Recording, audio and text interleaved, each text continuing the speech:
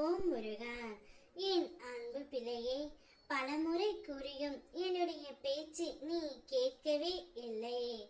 இது உனக்காக உன் அப்பன் முருகன் நான் தரும் கடைசி வாய்ப்பு. இதையும் நீ தவற விட்டால் நான் பொறுப்பு அல்ல பிள்ளையே. உன்னுடைய வாழ்க்கையே மிகவும் நெருடலாக சென்று கொண்டு இருக்கின்றது. வாழ்க்கையில் அடுத்து என்ன செய்வது என்று புரியாமல் நீ திக்கற்ற காடுகளில் நிற்பது போல் தனி மரமாய் நின்று கொண்டு இருக்கின்றாய்.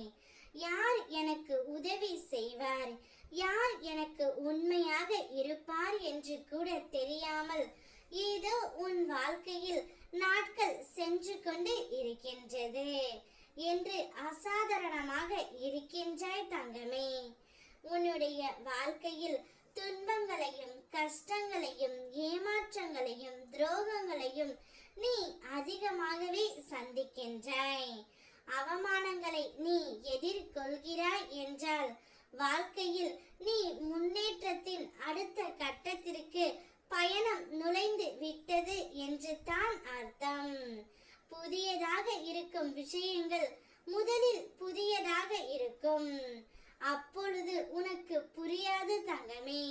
புரியவில்லை என்றால் பாதை கடினமாய் தெரியும்.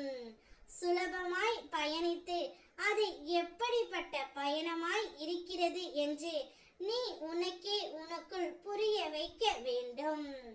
உன்னுடைய வாழ்க்கை எப்படி இருக்க வேண்டும் என்பதை நீதான் தீர்மானிக்க வேண்டும் பிள்ளையே. எனது அருளால் உனக்கு இன்று நான் கடைசி வாய்ப்பை தருகின்றேன். இந்த வாய்ப்பை நீ பெற்றுக்கொள். பலமுறை நான் உன்னிடம் பேச வந்தாலும் என்னை நீ நிராகரித்து சென்று விடுகின்றாய். உனக்குள் இருக்கும் நம்பிக்கையை நான் அதிகப்படுத்த போகின்றேன். தொடர் தோல்விகளை காணும் நீ இனிமேல் உன்னுடைய வாழ்க்கையில் ஜெயிப்பாய். பொறுமையுடன் இருப்பாய். நேரங்களில் உன்னுடைய கோபத்தால் பல உறவுகளை இழந்தாய். இனிமேல் அது நடக்காது.